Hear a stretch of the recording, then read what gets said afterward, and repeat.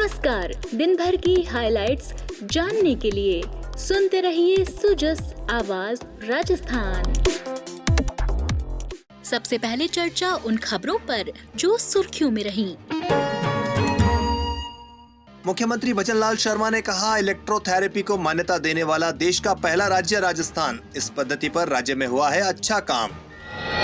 Electropathy seminar में उपराष्ट्रपति जगदीप धनखड़ के साथ मुख्यमंत्री श्री शर्मा और उप मुख्यमंत्री डॉक्टर बैरवा ने की शिरकत। और मुख्यमंत्री की जन सुनवाई में आम जन को मिल रही है राहत। आज भी प्रदेश के कई क्षेत्रों से पहुंचे लोग। आज के पॉडकास्ट के साथ मैं हूँ मेधा और मेरे साथ है शेखर। राष्ट्रीय इलेक्ट्रोपैथी दिवस के अवसर पर आज राजधानी के राजस्थान इंटरनेशनल सेंटर सभागार में एक सेमिनार का आयोजन हुआ। सेमिनार के मुख्य अतिथि उपराष्ट्रपति जगदीप धनखड़ थे। वहीं मुख्यमंत्री भजनलाल शर्मा ने भी समारोह को संबोधित किया। उन्होंने कहा कि इलेक्ट्रोथेरेपी को मान्यता देने वाला देश का पहला राज्य राजस्थान है। इस दौरान उप मुख्यमंत्री डॉक्टर प्रेमचंद बैरवा भी उपस्थित थे। सेमिनार का विषय urinal disease and electropathy approach था। 3 तकनीकी सत्रों में मूत्र रोगों पर इलेक्ट्रोपैथी दवाओं के प्रभाव को लेकर चर्चा की गई और 1 साल में मिले क्लिनिकल डेटा और रिसर्च के परिणामों को भी सबके सामने रखा गया। सेमिनार में उपराष्ट्रपति जगदीप धनखड़ ने अपने संबोधन में कहा, He has acted for electropathy with mission, passion, dedication and results are before us. कि देश में राजस्थान पहला प्रांत है जो यहाँ है। मुझे कलकत्ते में राज्यपाल के ऐसे कार्यक्रम में जाना था और एक ही कार्यक्रम था जिसमें मैं नहीं जा पाया। मेरे शरीर में बहुत जबरदस्त दर्द हुआ तो मुझे वापस राजभवन आना पड़ा। इन्होंने कहा कि सेठिया जी की दवाई लो। मैंने कहा हेमंत जी की दवाई कौन सी है? बोले इलेक्ट्रोपैथी। मैंने कहा नाम ही चौंकाने वाला है, इलेक्ट्रोपैथी। वहाँ के अस्पताल ने 8 मिलीमीटर का एक स्टोन मेरे गल ब्लैडर में, इनकी दवाई मैंने ली। डॉक्टर कलकत्ते के आश्चर्यचकित हो गए, वो एकदम खत्म हो गया। मैं लाभार्थी हूँ। मुख्यमंत्री भजनलाल शर्मा ने अपने संबोधन में कहा कि इलेक्ट्रोपैथी को लेकर प्रदेश में अच्छा काम हुआ है।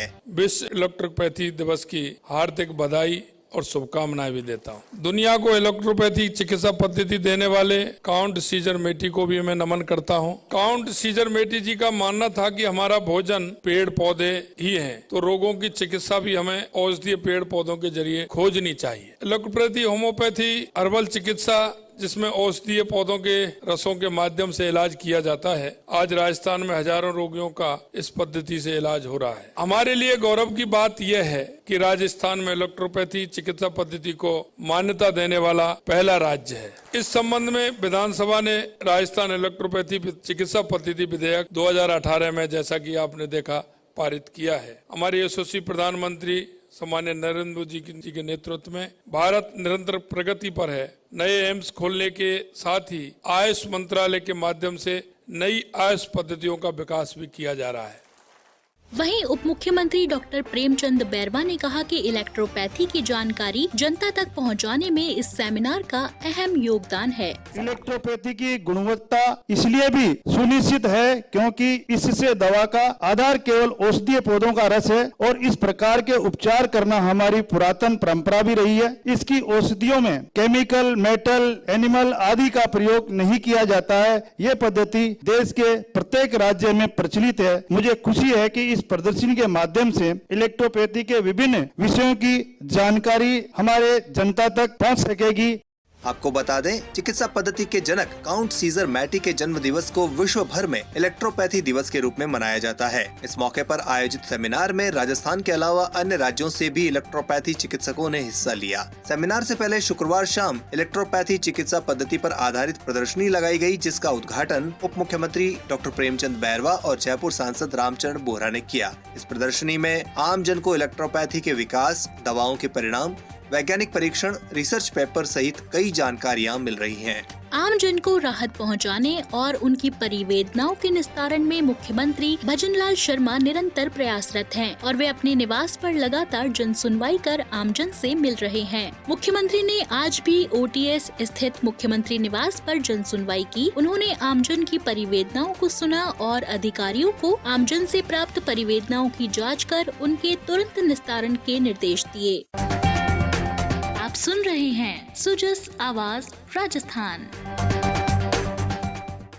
बढ़ते हैं आगे। National organ and tissue transplant organisation के पोर्टल पर अंगदान की शपथ लेकर ऑनलाइन रजिस्ट्री करवाने में राजस्थान पहले स्थान पर पहुंच गया है। शुक्रवार शाम तक 24,869 ऑनलाइन रजिस्ट्री के साथ राजस्थान प्रथम स्थान पर था। देश भर में लगभग 1,25,000 लोगों ने अब तक ऑनलाइन रजिस्ट्री करवाई है। चिकित्सा एवं स्वास्थ्य मंत्री श्री गजेंद्र सिंह ने इस उपलब्धि के लिए चिकित्सा एवं स्वास्थ्य विभाग के अधिकारियों और पूरी टीम को बधाई दी है। उन्होंने कहा कि अंगदान एक ऐसा पुनीत कार्य है जिसके माध्यम से हम लोगों का जीवन बचा सकते हैं। केंद्रीय रेल मंत्री अश्विनी वैष्णव ने कहा कि विकसित भारत संकल्प यात्रा शिविर 2047 के आत्मनिर्भर भारत की नींव है। श्री वैष्णव शुक्रवार को जयपुर के आदर्श नगर के दशहरा मैदान में नगर निगम जयपुर हेरिटेज की ओर से विकसित भारत संकल्प यात्रा में लोगों को संबोधित कर रहे थे। उन्होंने कहा कि 2014 से पहले रेलवे के विकास के लिए राजस्थान को 682 करोड़ रुपए मिलते थे, वहीं अब 9,500 करोड़ रुपए मिल रहे हैं। श्री वैष्णव ने कहा कि पिछले 10 साल में प्रधानमंत्री नरेंद्र मोदी ने इतनी फैक्ट्रियां लगवा दी कि अब मोबाइल के 100 में से 99 पुर्जे भारत में ही बन रहे हैं। PHED के शासन सचिव डॉक्टर शमित शर्मा ने पदभार संभालने के बाद अपनी पहली समीक्षा बैठक में अधिकारियों को पारदर्शिता के साथ काम करते हुए नवाचार अपनाने और आम जन तक शुद्ध पेयजल पहुंचाने के लिए समर्पित भाव से कार्य करने का संदेश दिया है।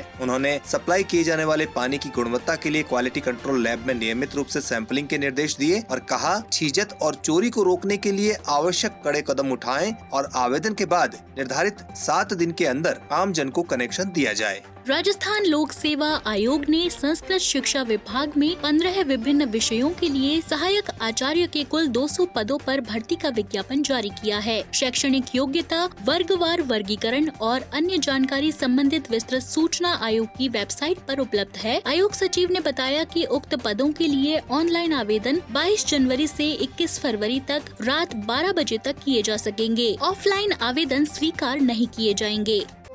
विकसित भारत संकल्प यात्रा से खिल रही है जन जन के चेहरे पर विकास की मुस्कान। चलिए सुनते हैं आज कहां पहुंचा तरक्की का कारवां।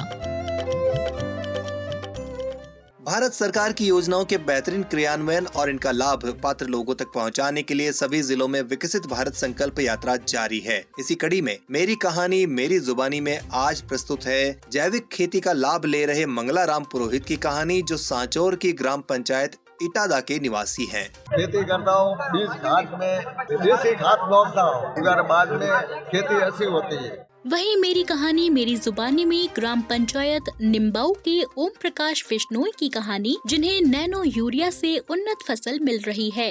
मेरा नाम ओम प्रकाश बिश्नोई है, मेरा गांव बागली है, मैं एक किसान हूँ। तो मैं पहले यूरिया यूज़ करता था, लेकिन आजकल नैनो यूरिया यूज़ कर रहा हूँ, तो मुझे बहुत अच्छा फायदा मिला है। तो इसकी पौधे की बढ़वार बहुत तेज है। फलौदी की ग्राम पंचायत पीलवा के विकसित भारत संकल्प यात्रा शिविर में सांस्कृतिक कार्यक्रम में लोक कलाकारों ने शानदार प्रस्तुति से समा बांध दिया।